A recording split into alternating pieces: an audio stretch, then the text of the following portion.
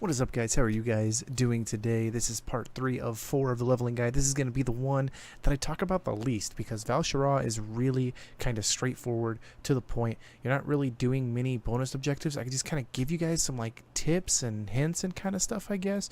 This is my favorite leveling zone because if you are really moving, you can get Val'Sharah done in under an hour.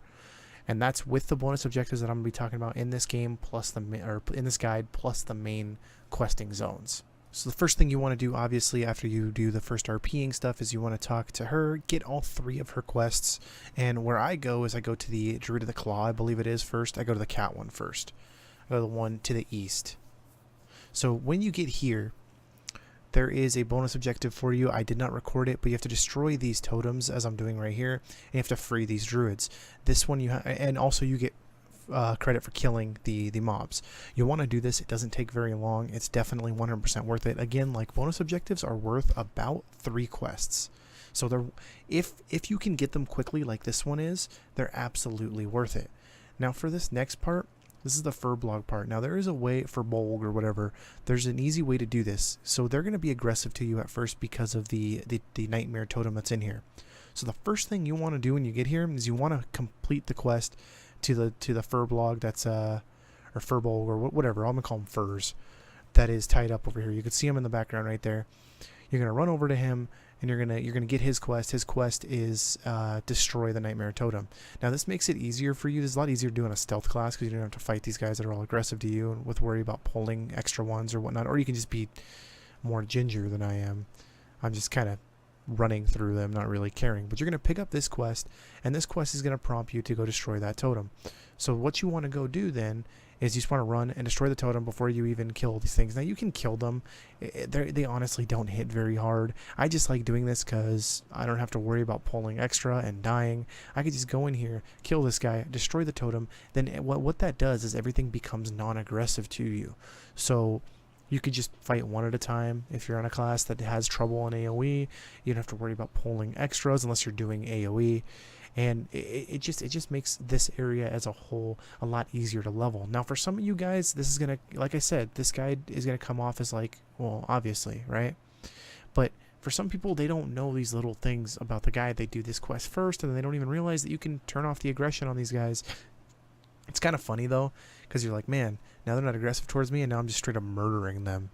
So, you know, when mobs are yellow to you, they're neutral. When they're red to you, they're enemy or hated. And when they're green to you, they are friendly. That's kind of how that whole thing works in the game for those of you guys that did not know about the faction change thing. So our next bonus objective is going to be right here. You're going to pick up all of your quests from the Druid of the Lore. Keep in mind, guys, this is after the bear part, so after you do the bonus objective with the fur blogs and stuff like that, you're going to continue through the storyline, free the bear. I didn't show any of that because, again, it's main storyline. You're going to be able to follow that anyway. So here is the next bonus objective you want to do. You unlock it by running down here. You're going to get it by killing harpies and releasing these night elves and the trees that are petrified. This one's 100% worth it. As you can see, I got 4% for just releasing that night elf. So this is one that you can get really quickly, 3% per killing mobs. It's just, this one is 100% worth the effort. And just this is one of the bonus objectives that I like the most because of how quickly you can do it. Now, another part of this bonus objective, you don't have to stay in this area.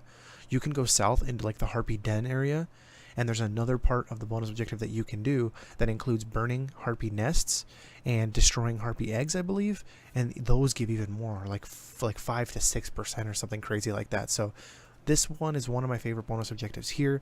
Again, this is one you definitely want to do and not skip. Now after you're done with the harpies and done with the Druid of Lore, you're going to come here. As you can see on the map, I am highlighting that quest that is on there. It's called Village in Peril. You are not going to do that quest. Okay, that you're going to save for last. If for some reason at the end of this guide you are not 110, you're going to come back here and you're going to do Village Apparel. That should give you enough. If you follow this guide the way I'm saying, doing Village Apparel, which is the Bradensbrook questline, it's very easy, and I actually think it's really interesting. You should be 110 at that point.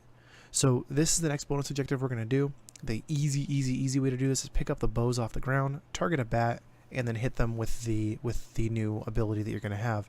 Now the bows are only one use, but as you can see, what's at 6% per, It's very, very, very worth it. You can also kill the satyrs that are fighting here. These will also give you a percentage for killing them, but the bats are the biggest ones.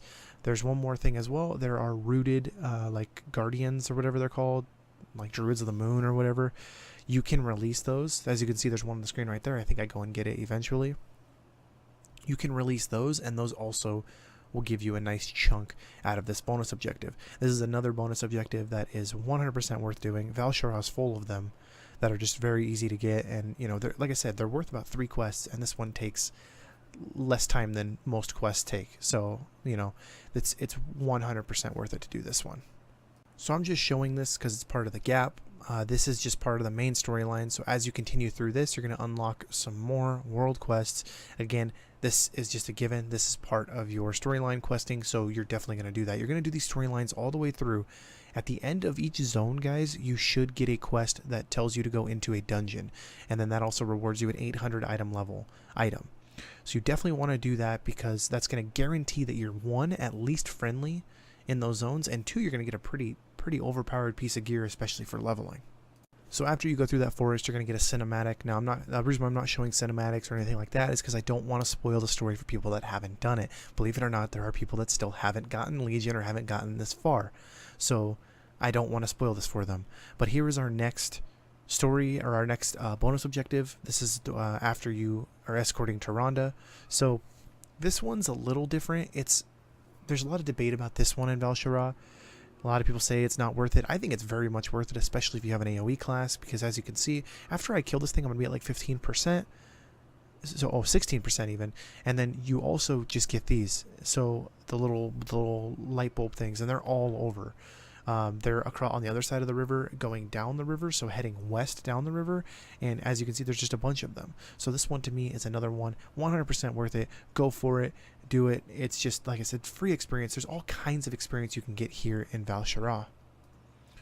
So this one's going to, this one is like the easiest bonus objective to get. Not only are you going to get credit for killing these dudes, but you're going to get destroying the totems, and resurrecting the druids is the big one.